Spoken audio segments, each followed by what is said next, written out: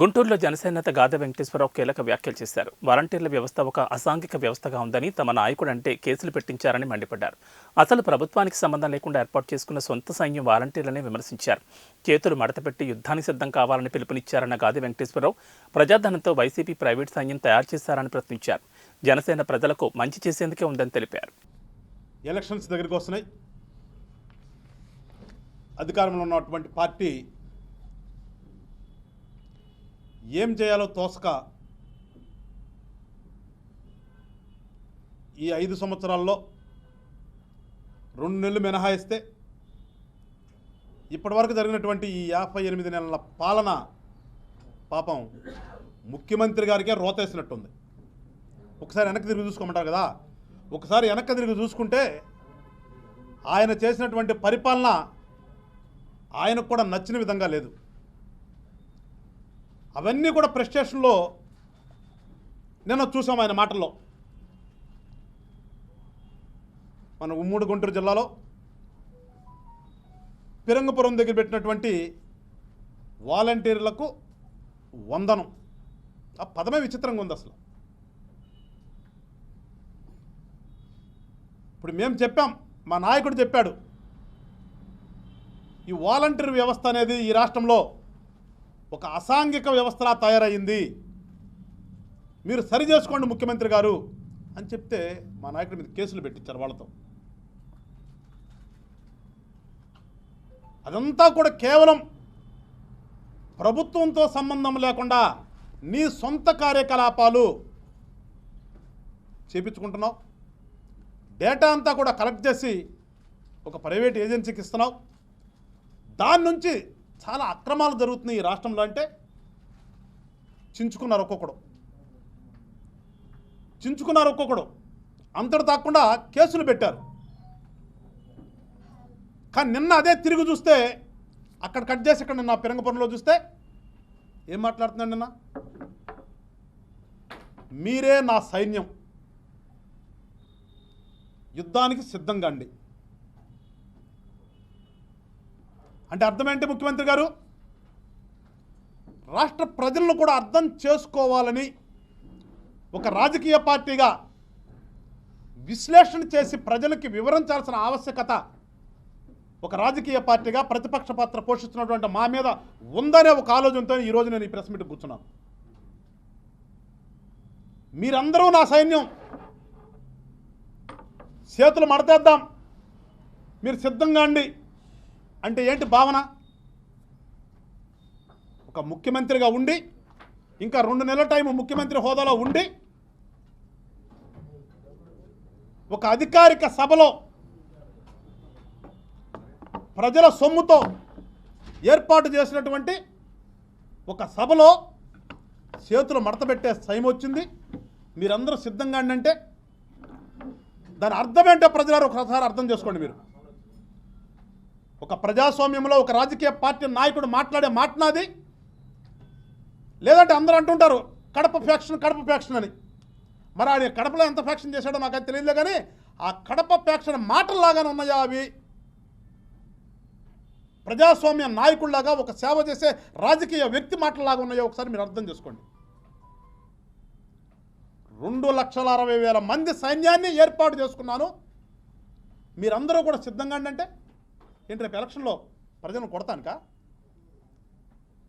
లేకపోతే ఎలక్షన్ ప్రక్రియ సక్రమంగా జరగకుండా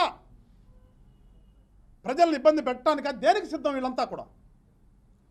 ప్రతి 50 ఏళ్ళకి ఒక మనిషిని పెట్టాను, ఏదో 50 కుటుంబాలకి సేవ చేస్తానని చెప్పినటువంటి ఈ మనిషి ఇవాళ మీరు సిద్ధంగా అండి, సోతులు మడత పెట్టండి అంటే ఈ 50 ఏళ్ళను కూడా ఓట్లు వేయడానికి రానివ్వకుండా మీరే ఓట్లు వేసుకుందాం మన ఊరిలో? సేవ చేసేవాడు చేతులు మడత పెట్టవలసిన అవసరం ఏమొచ్చాయి? ప్రజలు ఒకసారి గమనించండి. ముఖ్యమంత్రి గారి మాటల్లోని అర్థాన్ని ఒకసారి మీరు గమనించండి. అసలు మేము ఆ రోజు నుంచి చెప్తున్నాం, నువ్వు 5,000 ప్రజల సొమ్ము ఇవ్వాల్సిన అవసరమే వచ్చే, వాళ్ళకి ఇచ్చేది కాక ఈ రోజున పెద్ద ఎత్తున లంచాలకి తావులేని ప్రభుత్వం అంటాడు, లంచాలకి ఆస్కారం ఇవ్వనంటాడు. మీరందరూ కూడా సేవ చేస్తున్నారు, మీది ఉద్యోగమే కాదు, మీరందరూ కూడా రేపు కాబోయే లీడర్లు అంటాడు ఒక పక్కన. అంటే లీడర్లు ఇన్ ద సెన్స్ నీ పార్టీ కార్యకర్తలనా, నీ పార్టీ నుంచి లీడర్గా తయారు చేస్తున్నావనా? ఎటు తిరిగి ఎటు వచ్చినా కానీ ఆ వాలంటీర్ వ్యవస్థ అనేది పూర్తిగా నా పార్టీ కార్యకర్తలతో నా సైన్యము, నా ప్రైవేట్ సైన్యము అని చెప్పకనే నిన్నంతా కూడా చెప్పాడు కదా. మరి వీళ్ళందరూ ఈ రాష్ట్రానికి అవసరమా? వీళ్ళకేదో మళ్ళీ పేర్లు, వజ్రాలు కొంతమంది అంట, రత్నాలు కొంతమంది అంట. అంటే 2.6 లక్షల నువ్వు పెట్టుకున్నటువంటి నీ సైన్యంలో ఒక 875 మంది వజ్రాలంట, 4150 మంది రత్నాలంట. మిగిలిన వాళ్ళంతా మామూలే. మరి అంటే వీళ్ళల్లో 5025 మందే నువ్వు గుర్తించావు, వాళ్ళు బాగా పనిచేశారంటే అసలు వీళ్ళకి ఇచ్చిన పనేంటి? నువ్వు ఏదో పొద్దున్న చిక్కటి చిరునవ్వుతో కాలింగ్ బెల్ నొక్కి పెన్షన్ ఇస్తున్నారు అవ్వలకి తాతలకి అని చెప్పావు. అసలు వీళ్ళ డ్యూటీ ఏంటి? నెల నెల ఒకసారి తీసుకెళ్ళి పెన్షన్ ఇవ్వటం. దానికి నీకు 50 ఏళ్ళకు ఒకటి కావాలనా? ఒకసారి అర్థం చేసుకోండి ప్రజలారా. మేమేమి మీకు వాళ్ళు వచ్చి సేవ చేస్తారంటే వద్దని చెప్తాను కాదు మేము. కానీ దీని వెనక దుర్వినియోగం అవుతున్నటువంటి ప్రజల సొమ్ము ఎంత? ఇన్ని వేల కోట్లు ఇవాళ వీళ్ళ కోసం ఖర్చు చేశాడు. ఈ వేల కోట్లన్నీ కూడా ఇంకా చాలామంది పేదలకి, చాలామంది వికలాంగులకి, చాలామంది వితంతువులకి నెల నెల ఇవ్వచ్చు కదా. మేము చెప్పేది ఇంకా ఎక్కువ మందికి ఇవ్వచ్చు కదా. సక్రమంగా ఉన్నటువంటి వ్యవస్థలోని ఉద్యోగస్తులందరినీ కూడా మీరు ఉపయోగించుకుంటే ఇంకా లక్షల మందికి బెనిఫిట్స్ ఇవ్వచ్చు. కానీ నీ ప్రైవేట్ సైన్యాన్ని ఏర్పాటు చేసుకుని వాళ్ళ ద్వారా నువ్వు వ్యవస్థను నిర్వీర్యం చేస్తూ ఇవాళ వాళ్ళ ద్వారా ఊర్లో ఏ పని కావాలన్నా కానీ ఆ వాలంటీర్ అనేవాడే ఆ గ్రామ సచివాలయానికో ఎంఆర్ఓ ఆఫీస్కో వెళ్ళేటట్టుగా నువ్వు పనిచేస్తూ ఎక్కడా కూడా లంచాలకు ఆస్కారం లేదు, చాలా జెన్యూన్గా పనిచేస్తున్నారని చెప్పేసి చెప్పుకోవడానికి సిగ్గుందా ముఖ్యమంత్రి గారు మీకు? అసలు నువ్వు నిన్న చేసిన పని ఏంటి? లంచం కదా అది? నువ్వు చెప్తున్నటువంటి నీ సైన్యానికి రేపు ఎలక్షన్లో మీరు పెద్ద ఎత్తున గొడవ చేయండిరా. మీరు ఎవరూ కూడా బూతులకు వచ్చి ఓట్లు వేయకుండా చేయాల్సిన పని మేము ఏదో పెట్టాను అని చెప్పి ఈ రోజున నువ్వు ఒక్కొక్కళ్ళకి 45,000, 30,000, 15,000 చొప్పున ప్రజల సొమ్మును పంచుతున్నావంటే ఇదేమంటారు ముఖ్యమంత్రి గారు?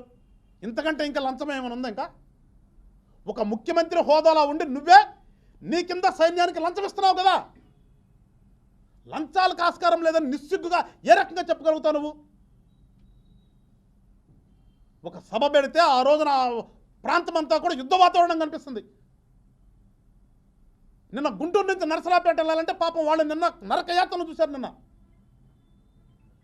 మచిలీపట్నం నుంచి వచ్చే బస్సులు తెనాలు దాటగానే రోడ్డు మీద ఆపితే తెనాల నుంచి గుంటూరు వచ్చే వాళ్ళు నరకయాత్రను చూశారు. పచ్చని చెట్లు కొట్టేస్తావు, బాగున్నటువంటి రోడ్లకు గుంటలు పెట్టి బారికేట్లు కడతావు. దానికోసమా నువ్వు చేతులు మెలిపెట్టేది, సిద్ధం చేసేది? ఇవాళ 400 కోట్ల నిన్న నీ ఖర్చు ఎవడబ్బా సంపాదించింది? ఎవరికిచ్చావు? ఎవరికి చెందవలసిన సొమ్ముని ఎవరికి పంచుతున్నావు? నువ్వు నీ స్వలాభం కోసం, నీ సొంతం కోసం నువ్వు ఒక సైన్యాన్ని ఏర్పాటు చేసుకుని ఆ సైన్యానికి ప్రజలు డబ్బిస్తావా? అది ప్రజాస్వామ్యమా? దీనికోసం నువ్వు వచ్చి అక్కడ సభలు పెట్టి ప్రతిపక్ష నాయకులను తిడతావా? ప్రజలారా ఒకసారి ఆలోచన చేయండి. ఈ వ్యక్తి మళ్ళా మళ్ళా ఉండాలని కోరుకుంటున్నాడు, అవసరమా? పరిపాలన అంటే చేత కాదు. ప్రజల సొమ్మును విచ్చలవిడిగా తన సొంతానికి వాడుకుంటాడు, కేవలం తన స్వార్థం కోసమే. జనసేన పార్టీ లక్ష్యం పదవులు కానీ మేము కోరుకునే అధికారం కానీ ప్రజల కోసం, ప్రజలకు మంచి చేద్దామని, రాష్ట్రాన్ని అభివృద్ధి చేద్దామని. కానీ జగన్మోహన్ రెడ్డి అనే వ్యక్తి అధికారాన్ని ఎందుకోసం కోరుకుంటున్నాడు? హైదరాబాదు కోర్టుకి కేసులకు వెళ్ళి అటెండ్ అవ్వకుండా ఉండడం కోసం కోరుకుంటున్నాడు. అతని మీద పెట్టినటువంటి 33 కేసులు కూడా విచారణకు రాకుండా, విచారణ జరగకుండా ఆపుకునే ప్రయత్నం ముఖ్యమంత్రి హోదాలో ఉంటే ఆపుకోవచ్చనే ఒక ప్రయత్నం కోసం అతనికి అధికారం కోసం కోరుతున్నాడు. కానీ జనసేన పార్టీ అధికారం అడిగేది, ఇంకొక పార్టీతో పొత్తు పెట్టుకుని ఒక సుస్థిర ప్రభుత్వాన్ని ఏర్పాటు చేయాలనుకునేది పాడైపోయినటువంటి రాష్ట్రాన్ని బాగు చేసుకుందామని. ఏమి చేయాలో దిక్కు దోచకుండా చూస్తున్నటువంటి ఈ యువత భవిష్యత్తుని తీర్చిదిద్దాలనే ఒక ఆలోచనతో 2.60 లక్షల వాలంటీర్లు ఎవరైతే పెట్టారో కుర్రవాళ్ళని వాళ్ళ జీవితం నాశనం చేసినటువంటి వ్యక్తి జగన్మోహన్ రెడ్డి గారు. మీకు ఏదో చేస్తాను అనే ఒక ఆశ చూపించి చదువుకున్న పిల్లలను ఉద్యోగాలకు వెళ్లకుండా ఇవాళ 5,000 అని చెప్పేసి అక్కడ పెట్టి వాళ్ళందరినీ కూడా అవినీతికి ఆస్కారాలను చేశాడు. వాళ్ళ ప్రతి వాలంటీర్ కూడా వాలంటీర్ మేము అనాలనట్లేదు, కానీ జరుగుతున్నది చెప్తున్నాను. ఇవాళ జరుగుతున్నది ఏంటి? ఈ వాలంటీర్లందరూ కూడా అసాంఘిక శక్తులాగా తయారయ్యి ఆ ఊర్లో ఏ పని కావాలన్నా వీళ్ళ ద్వారానే, వీళ్ళకి డబ్బులు ఇస్తేనే వీళ్ళ ఫైల్ తీసుకెళ్తున్నారు. ఇంకా చెప్పాలని నిశ్చిగ్గుగా జనవరి నెలలో మన పక్కన ఉన్నటువంటి సత్యనపల్లి నియోజకవర్గం అంబటి రాంబాబు గారిది ఏం జరిగింది? ఈ వాలంటీర్లు ఈ అవ్వలకి తాతలకి తీసుకెళ్ళి ఇచ్చే పెన్షన్లో 100 రూపాయలు కట్ చేసి ఒక లాటరీ టికెట్ చేతిలో పెట్టారు. అదేమంటారు? అసాంఘికం కాదు అది?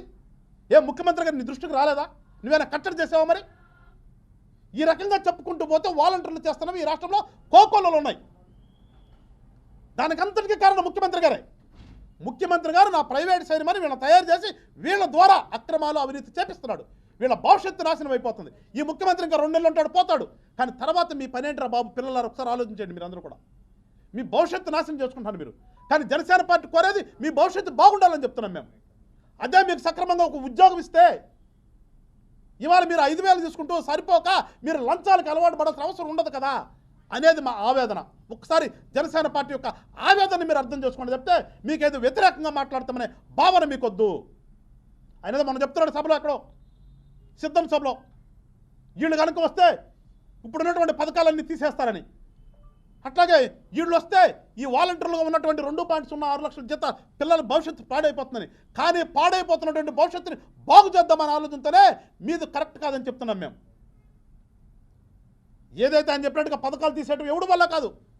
ఈ ప్రజాస్వామ్య వ్యవస్థలో పథకాలు అనేవి ఎప్పటి నుంచో జరుగుతూనే ఉంటాయి. ఇవాళ జగన్మోహన్ రెడ్డి ఉండొచ్చు, రేపు చంద్రబాబు ఉండొచ్చు, ఎల్లుండి పవన్ కళ్యాణ్ గారు రావచ్చు, లేదంటే గతంలో జరిగిపోయినటువంటి పెద్ద మేధావులందరూ కూడా ఈ సంక్షేమం అనేది అట్లా ఒరబడి కొనసాగుతుంది. అది ప్రజాస్వామ్యంలో ప్రభుత్వం యొక్క విధి. అది దాన్ని ఎవరు ఒకటి తీసేలేరు. కానీ ప్రభుత్వం అంటే ప్రభుత్వం విధి తెలియని వ్యక్తి కాబట్టి పిచ్చి పిచ్చి మాటలు మాట్లాడుతున్నాడు. నేను కనుక గెలవకపోతే, నేను కనుక వాడిపోతే వాళ్ళు వస్తే పథకాలు తీసేస్తారని. ఏమి పేదలకి ఇళ్ళు పథకం ఈయన పెట్టాడా? పెన్షన్ పథకం ఈయన పెట్టాడా? డ్వాక్రా మహిళలకు రుణాలు ఈయన పెట్టాడా? ఏది ఈయన కనుక్కున్నది ఏంటి? ఈయన పెద్ద కనుక్కున్న వాసుకోడిగామా కనుక్కున్నట్టుగా ఈయన చెప్పుకొస్తాడేనా? ప్రజలారా మీకు ఒకటే చెప్తున్నాం, జనసేన పార్టీ ఆశయం ఈ రాష్ట్రం బాగుండాలని, జనసేన పార్టీ యొక్క కోరిక ఈ రాష్ట్రంలో ఉన్న యువత భవిష్యత్తు బాగుండాలని, జనసేన పార్టీ లక్ష్యం ఒక మంచి ప్రభుత్వాన్ని ఏర్పాటు చేస్తే ప్రజలకందరికీ కూడా మంచి జరిగిద్దనే ఒక ఆలోచనతోనే ఇవాళ తెలుగుదేశం పార్టీతో పొత్తుకెళ్ళి మేము ఇవాళ వస్తూ ఉంటే, ఏమి చేయాలో తెలియనటువంటి జగన్మోహన్ రెడ్డి అనే వ్యక్తి విఘ్నత మరిచిపోయి, సహనం కోల్పోయి, ఏం చేయాలో అర్థం కాక పిచ్చి పిచ్చి ప్రేలాపనలన్నీ మాట్లాడుతున్నాడు. ఒకసారి మీరు గమనించండి. రానున్నటువంటి రోజుల్లో ఒక మంచి నిర్ణయం తీసుకోండి. ఒక మంచి ప్రభుత్వాన్ని ఏర్పడటానికి మీరందరూ కూడా తోడ్పాటు అందించండి. ఖచ్చితంగా పాడైపోయినటువంటి రాష్ట్రాన్ని, ఎందుకంటే చెప్తున్నాను కూడా అంటున్నాడు వాళ్ళ బాబాయ్ వచ్చేసి ఉమ్మడి రాజధానిగా హైదరాబాద్ ఉండాలంట. 5 సంవత్సరాలు అయిపోయిన తర్వాత ఈయనకి ఇప్పుడు గుర్తొచ్చింది ఉమ్మడి రాజధాని అనేది. అంటే వీళ్ళ చేతగాని తనం ఏ రకంగా ఉంటుందో ఒకసారి మీరు అర్థం చేసుకోండి. రాజధానిలో వేసినటువంటి రోడ్డులను కూడా తవ్వుకెళ్ళినటువంటి ఘనత వీళ్ళది. అందుకని మీరందరూ కూడా ఒక మంచి ఆలోచన చేసి ఒక మంచి నిర్ణయం తీసుకుంటారని చెప్పేసి ప్రజలందరినీ కూడా కోరుకుంటూ, ఈ రకంగా కొన్ని వేల కోట్లు ఒక అధికారం అనే మత్తుతో, ఒక అధికారం అనే మదంతో ఈ ముఖ్యమంత్రి గారు ప్రజలకు చెందవలసిన డబ్బునంతా కూడా అతను స్వార్థానికి ఏ రకంగా వాడుకున్నాడో ఒకసారి గమనించి మీరందరూ కూడా మంచి నిర్ణయం తీసుకోవాలని చెప్పేసి కోరుకుంటూ, మరొకసారి ప్రజలందరూ ఆలోచించండి, కళ్ళు తెరవండి. మీరు కళ్ళు తెరిచి విఘ్నతగా ఆలోచించే సమయం ఆసన్నమైంది. మీరు ఒక మంచి నిర్ణయం తీసుకుంటే మన రాష్ట్రం బాగుపడుతుంది. మీరు ఒక మంచి ఆలోచన చేస్తే మీ పిల్లల భవిష్యత్తు బాగుపడుతుంది అని చెప్పేసి మీ అందరికీ కూడా కోరుకుంటూ మరొకసారి జై జనసేన, జై హింద్.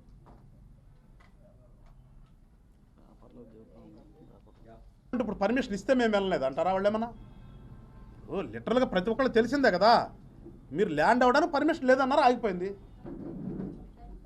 ఇప్పుడు ఆడ అనకపోతే మేము వెళ్ళలేదు కదా, అక్కడే కనిపిస్తుంది కదా. ఇప్పుడు అతనికి ఏమి చెప్పాలో ఆలోచన, ఏమి చెప్పాలో తెలియక వాళ్ళు సతమతమవుతారు చెప్తే మేమైతే క్లియర్గా ఉన్నాం, మా నాయకుడు క్లియర్గా ఉన్నాడు, మా మిత్రపక్షం క్లియర్గా ఉంది. మేము సక్రమంగానే రేపు సీట్లు పంపిణీ చేసుకుంటాము, క్యాండిడేట్లు పెట్టుకుంటాం, ఎలక్షన్కి వెళ్తాం. వాళ్ళు ఏం చేయాలో అర్థం కాక వాళ్ళకు ప్రెస్టేషన్లోనే పిచ్చి పిచ్చి మాటలు మాట్లాడుతున్నారు.